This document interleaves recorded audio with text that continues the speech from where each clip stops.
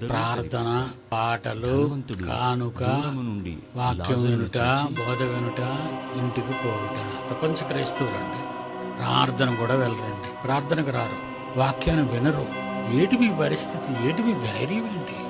చాలా భయంకరమైన దినాల్లో ఉన్నాం మనం. ఎవరు ఎప్పుడు చావులో పడిపోతారో తెలియదు. అయినా నిర్భరంగా మాకేంటిలే అలా తిరుగుతుంటారంతే. ఈ ఆలోచనలు వాళ్ళకు ఉండవు. చనిపోయిన తరువాత సంగతులు వాళ్ళు ఆలోచించరు.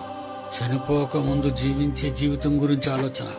ఎన్నో ఎగ్జాంపుల్స్ చెప్తాను మీకు. ఒక ఊరు వెళితే బట్టలు, బ్రష్, పేస్ట్, డబ్బులు, సోపు, అక్కడ ఉండటానికి అవసరమైన వాటన్నిటినీ మనం రెడీ చేసుకొని ట్రైన్ ఎక్కడమో, బస్సు ఎక్కడమో, విమానం ఎక్కడమో వెళ్ళిపోతాం. మరి చావుకు ముందు, చావు తర్వాత నీ ప్రయాణం గురించి ఆలోచించవా?